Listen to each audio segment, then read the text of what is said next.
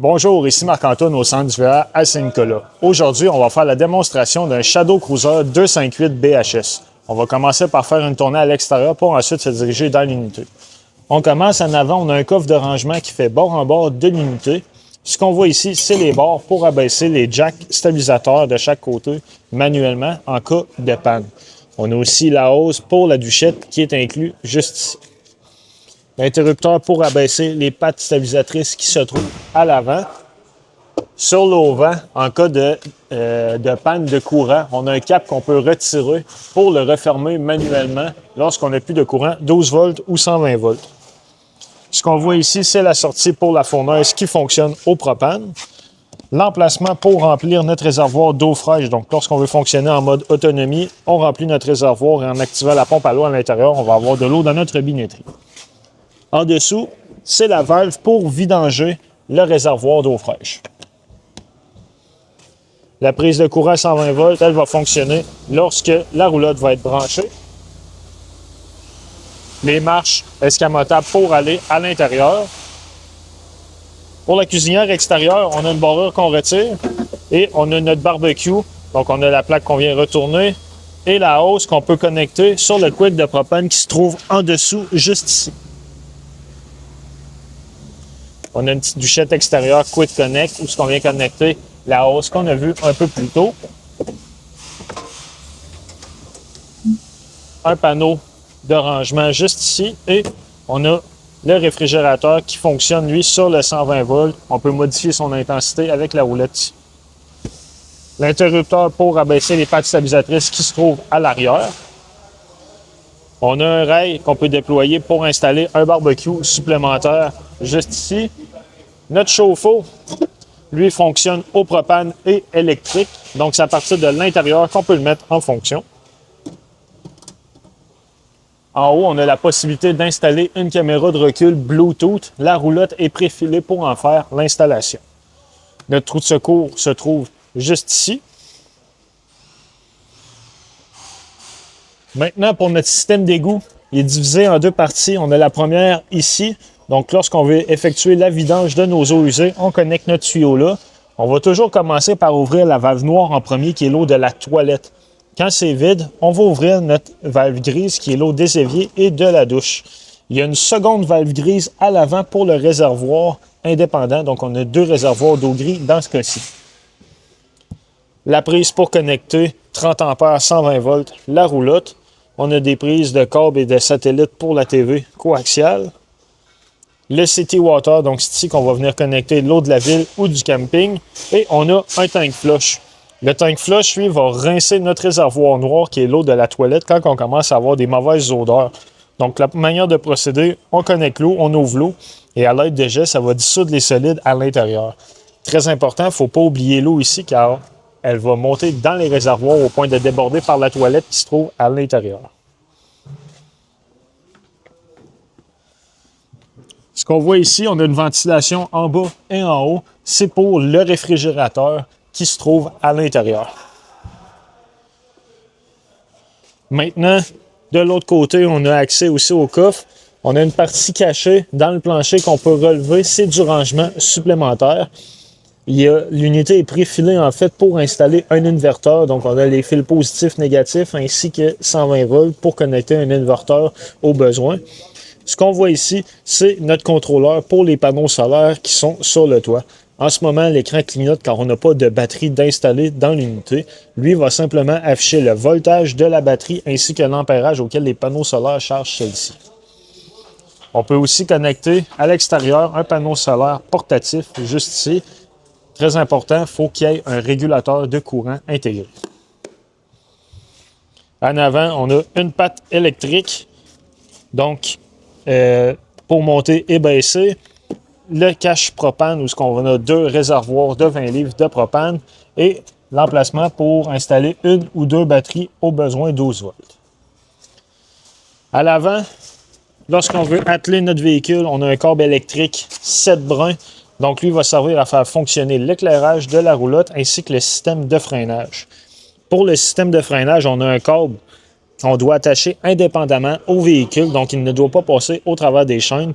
Lui, ce qu'il va faire, c'est qu'il va appliquer les freins d'urgence au cas qu'on perde notre attelage. On a les chaînes aussi. Ici, avec une plaquette. Très important, les plaquettes doivent rester après les chaînes. C'est ce qui certifie celles-ci. Si on les trouve bruyantes lorsqu'on roule dans le chemin, on peut simplement les immobiliser avec une tie wrap ou les taper. Maintenant, on va se diriger à l'intérieur.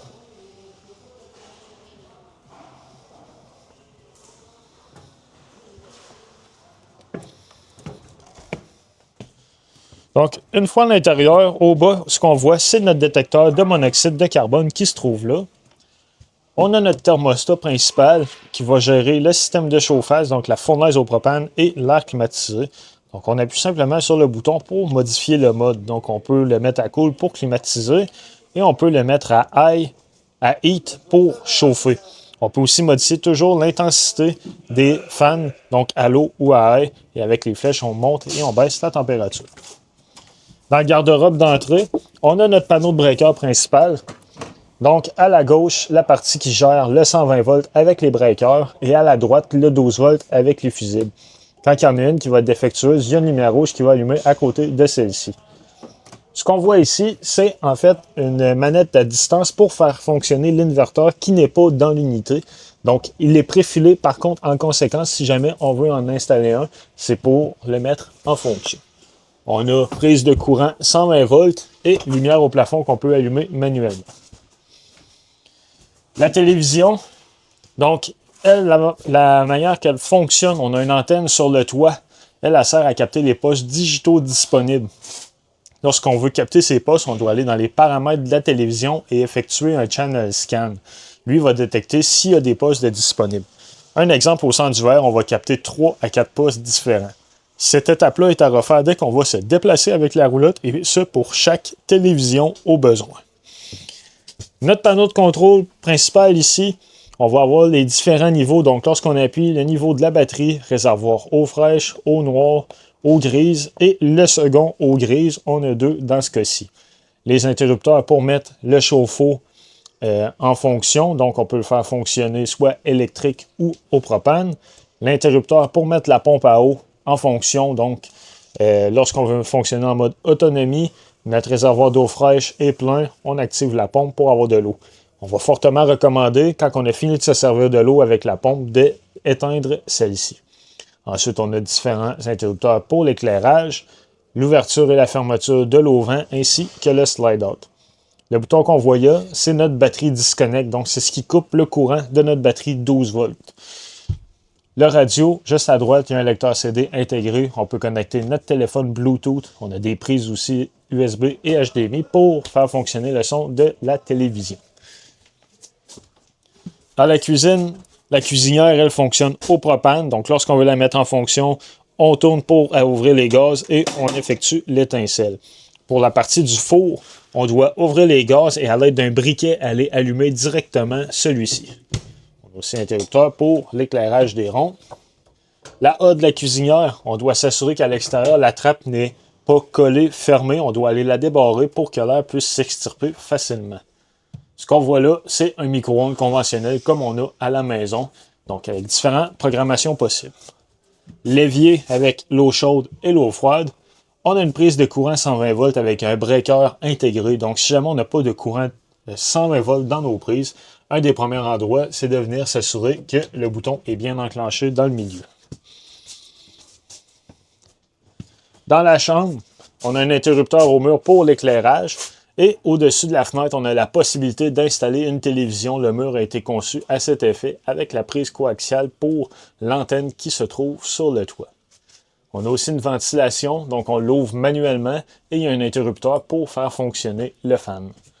L'éclairage au-dessus du lit s'ouvre aussi avec des interrupteurs et on a du rangement de chaque côté. Le réfrigérateur, lui, fonctionne électrique et au propane. Donc, il va se mettre en mode toujours automatique. Il va prioriser le courant 120 volts. Si on déconnecte la prise extérieure, il va tomber sur le propane automatiquement.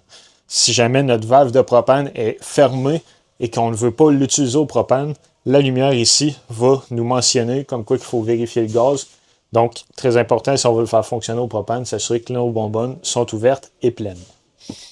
On va avoir la possibilité de modifier la température via le capteur juste ici. Donc, lorsqu'on va le monter plus haut, on va diminuer la température intérieure et lorsqu'on veut augmenter la température, on va l'abaisser.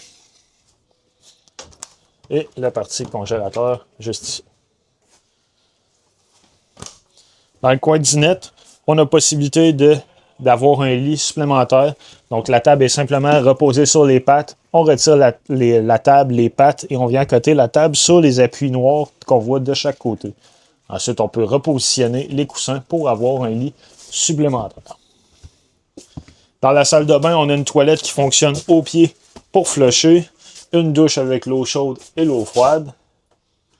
Au plafond, une ventilation comme on a dans la chambre. Donc, on l'ouvre manuellement avec la roulette et avec l'interrupteur, on décolle la ventilation. L'évier avec l'eau chaude, l'eau froide, ainsi qu'un interrupteur pour l'éclairage. Ici, c'est la partie des bunk beds. Donc, on va avoir du rangement sous ceux-ci, des lumières qu'on peut gérer indépendamment. Et on a des docks de ventilation pour l'air climatisé un peu partout dans l'unité. C'est ce qui conclut la démonstration.